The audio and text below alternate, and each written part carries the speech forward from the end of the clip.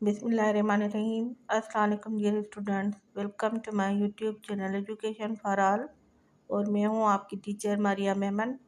और आज हम 9th क्लास बायोलॉजी से चैप्टर नंबर 2 जिसका नाम है सॉल्विंग ए बायोलॉजिकल प्रॉब्लम के MCQs type question and fill in the blanks को सॉल्व करेंगे। तो डियर स्टूडेंट्स, आइए हम अपनी एक्सरसाइज सॉल्व करते हैं।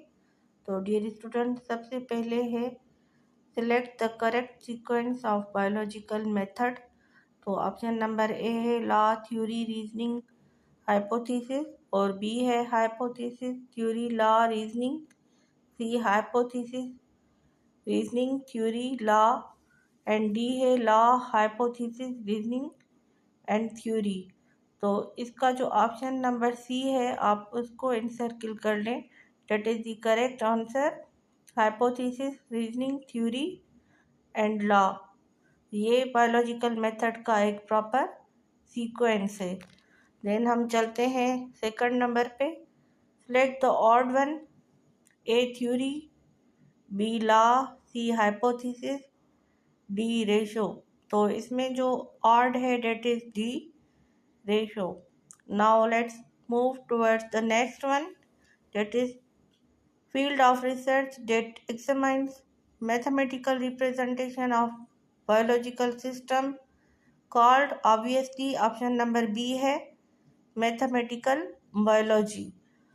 Then the next is the biological method involves all of the following except A data collection, B observation, C experiment, D proportion। तो इसका जो सही आंसर है डेट इज प्रोपोर्शन, डी। तो आप उसको इनसर्किल कर लें। देन आते हैं नंबर 5 पे, that is scientific reasoning moves from specific to general.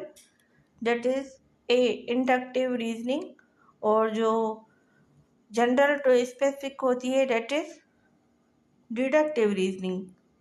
और देन हमारा जो नेक्स्ट है that is quantitative observation is the use of equipment, और qualitative observation is based on senses. तो that is the option number B equipment, आप उसको encircle कर लें। देन नंबर 7 पे आते हैं, equation stating that two ratios are equal, A ratio, B proportion, C gauge, D senses. तो that is the B proportion. Then next पे हम चलते हैं, the comparison of two values is called, A ratio, B proportion, C graph, D table. और इसका जो सही answer है that is A ratio. Then next पे हम आते हैं, what is hypothesis, the same thing as N unproven theory, be a tentative explanation that can be tested and is falsified, C a variable observation, D a fact based on quantitative data that is falsified। तो इसका जो सही answer है that is B, a tentative explanation that can be tested and is falsified। Then let's move towards number 10. In data organization, which method is mostly useful? A table, B graph, C ratio, D both, A and B। तो dear students, इसका जो सही answer है that is D both, A and B. तो data organisation में हम दोनों table और ग्राफ को यूज़ कर सकते हैं। देन अब है हमारे फिल इन द ब्लैंक्स। तो आइए अब फिल इन द ब्लैंक्स को सॉल्व करते हैं।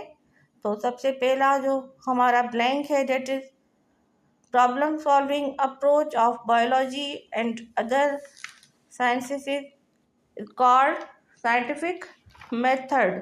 तो इसमें आप लिखें साइंटिफिक मेथड।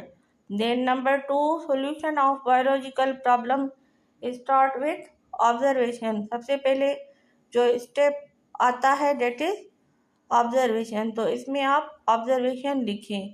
देन नंबर 3 है हमारा key component of scientific process is experimentation. Means कि हम क्या करते हैं, तजुर्बे करते हैं. मेन ये क्या है, that is the key component of scientific process. Then our next statement is scientific reasoning based on if then statement called deductive reasoning. इसमें क्या आएगा, deductive reasoning. देन नंबर 5 है final step of the scientific method is developing conclusion. भाई नतीजा निकालते हैं हम आखिर में, अपनी रिसर्च का जो हमें नतीजा मिलता है वो बताते हैं, that is known as conclusion. तो आप इस ब्लैंक में लिखें कंक्लूजन. देन हमारा नेक्स्ट है द यूनिफॉर्म और constant fact of nature virtually an irrefutable theory is law. And our next statement is once you have the data you may need to perform data analysis और statistical analysis. तो इसमें आप लिखें statistical analysis. Then our next statement is the equation stating that two ratios are equal is called proportion. And then the next blank is ratio is the comparison of dash values, two values. And our final blank is the cause of malaria is plasmodium. भाई malaria Plasmodium की वजह से होता है. Then dear students, hair जो हमारी exercise थी, जो MCQs and fill in the blanks पे मुश्तमिल थी, वो हमने कंप्लीट कर ली है. और इसके साथ ही हमारा चैप्टर नंबर 2 मुकम्मल हो गया. तो इंशाल्लाह अब हम नेक्स्ट लेक्चर में अपने चैप्टर नंबर 3 को स्टार्ट करेंगे. तो इसके साथ ही अपना बहुत ख्याल रखिएगा और मुझे दीजिए इजाज़त हमारी नेक्स्ट वीडियो तक. और stay tuned with education for all and do like share and subscribe my channel. Thanks and अल्लाह हाफिज़.